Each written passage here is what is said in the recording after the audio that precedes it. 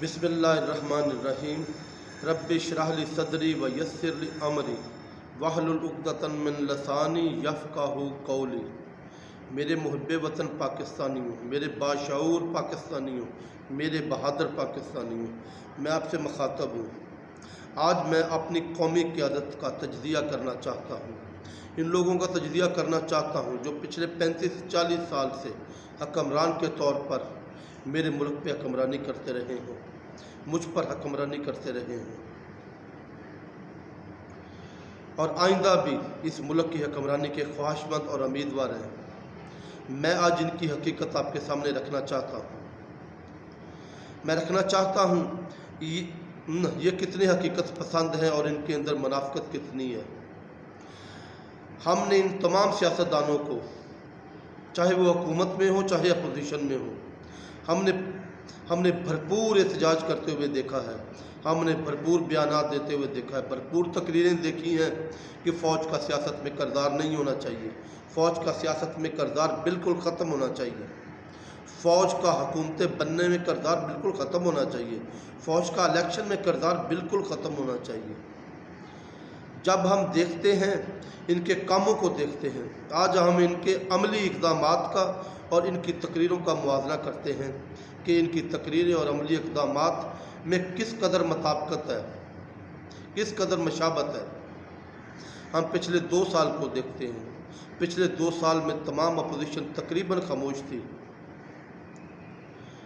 ہمارے نواز شریف کے نمائندے، شہباز شریف اور پتہ نہیں کتنے نمائندے 2 سال تک پتہ نہیں سینکڑوں چکر لگا چکے جنرل باجوہ کے پاس، جنرل فیض حمید کے پاس، دوسرے سورس استعمال کر کے۔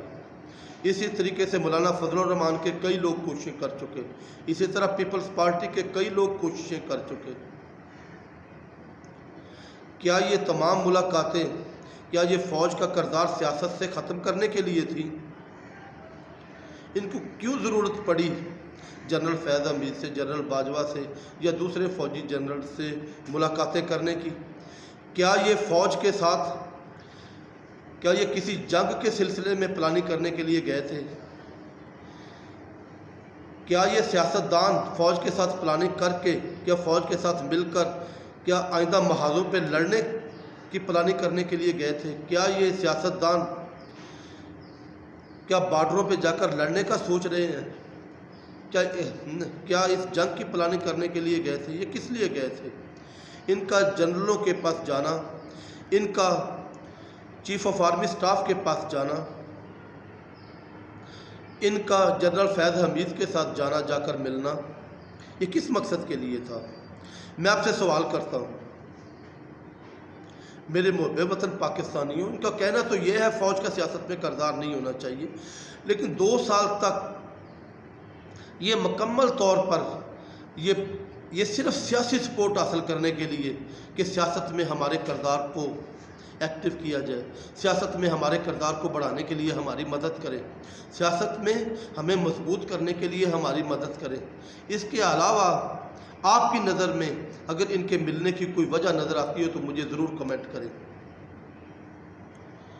اب پھر جب ہماری فوج نے جب مکمل طور پر جب انکار کر دیا کہ ہم سیاست میں مداخلت نہیں کریں گے، جائیں جا کر پارلیمنٹ میں سیاست کریں، جائیں جا کر عوام کی سپورٹ حاصل کریں، عوام میں اپنے منصوبوں کو، اپنی 35 سال کی کارکردگی کو، اپنی پچھلے 5 سال کی کارکردگی کو، 10 سال کی کارکردگی کو عوام میں جا کر بتلائیں، اس حکومت کی ناکامیوں کو عوام میں جا کر بتلائیں اور عوام کو اپنے ساتھ کھڑا کریں۔ جو جمہوریت کی اصل طاقت عوام ہے، ان کو جا کر کھڑا کریں۔ جب انہوں نے انکار کر دیا، اب یہ بلیک میلنگ پر اتر آئے ہیں کہ ہم قومی رازوں کو افشاں کر دیں گے۔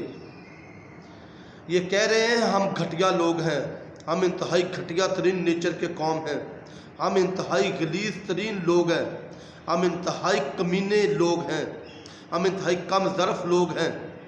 آپ نے ہم جیسے کم ظرفوں کو، آپ نے ہم جیسے گھٹیا لوگوں کو، ہم جیسے خود غرض لوگوں کو آپ نے ایک لیڈر بنا کر، آپ نے ایک لیڈر سمجھ کر آپ نے قومی سلامتی کی میٹنگز میں آپ نے شامل کیا۔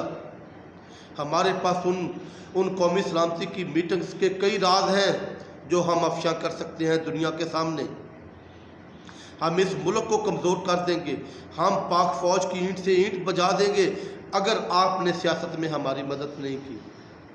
کیا یہ سارے احتجاج صرف اس لیے نہیں ہیں، فوج کے خلاف یہ بغاوت کی باتیں صرف اس لیے نہیں ہیں کہ فوج چیف آف آرمی سٹاف اور ISI کے سربراہ اور فوجی جنرلز ہماری مدد کرنے پر، سیاست میں ہمارے کردار کو مضبوط کرنے کے لیے، سیاست میں ہماری سپورٹ کو مضبوط کرنے کے لیے آگے بڑھیں، ہماری سیاست میں ہماری سپورٹ کریں؟ کیا یہ اس لیے نہیں ہے؟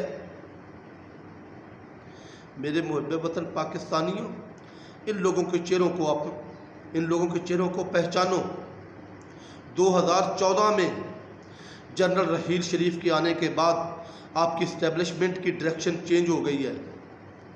اس سے آپ کی اسٹیبلشمنٹ نے غیر ملکی توق کو اپنے گلے سے اٹھا کر پھینک دیا ہے۔ اب آپ کی فوج مارشل لا لگانے کے لیے تیار نہیں ہے، جمہوریت کے ساتھ کھڑا ہونا چاہتی ہے، جمہوریت داروں کو مضبوط کرنا چاہتی ہے کہ سیاستدان اپنی کارکردگی کے ذریعے سے عوام میں مضبوط ہوں، عوامی طاقت ان کے ساتھ ہو، اور اگر سیاستدان کے ساتھ عوامی طاقت ہوگی تو پھر ہی جمہوریت مضبوط ہوگی۔ ہمارے فوجی حکمران ہمارے سیاستدانوں کو پورا موقع دینا چاہ رہے ہیں کہ اپنی کارکردگی کے ذریعے سے عوام کے اندر اپنی حمایت کو مضبوط کرو، اور ایک سیاسی لیڈر اگر ایک سیاسی لیڈر مضبوط ہوگا تو جمہوریت مضبوط ہوگی۔ لیکن اس کے برعکس پہلے عمران خان صاحب نے 2014 میں مارشل لا لگوانے کی پوری کوشش کی، پھر اب پچھلے 2 سال کے دوران، خصوصاً ابھی پچھلے 2 ماہ کے دوران، ہماری اپوزیشن، ہماری تمام سیاسی جماعتیں PTI کے علاوہ تمام پوری کوشش کر رہے ہیں کہ فوجی جنرلوں کو مجبور کر دیا جائے کہ اس ملک میں مارشل لا لگ جائے، تو پھر یہ شور مچائیں کہ مارشل لا لگ گیا۔ یہ خود منافق لوگ ہیں۔ اس ملک میں جمہوریت کے قاتل، جمہوریت کو پنپنے نہ دینا، جمہوریت کو کمزور کرنا، یہی ذمہ دار ہیں، یہی گھٹیا لوگ ذمہ دار ہیں۔ مجھے شرم آ رہی ہے اپنی قومی قیادت کو گھٹیا کہتے ہوئے، لیکن یہ لوگ گھٹیا ہیں، یہ لوگ خود غرض ہیں، یہ لوگ منافق ہیں۔ ان کی منافقت کو پہچانو۔ اللہ ہمیں خالص مضبوط سیاسی قیادت، اس ملک سے محبت کرنے والی، خود غرضی سے پاک، اس ملک کا اچھا چاہنے والی قومی قیادت عطا کرے۔ آمین یا رب العالمین۔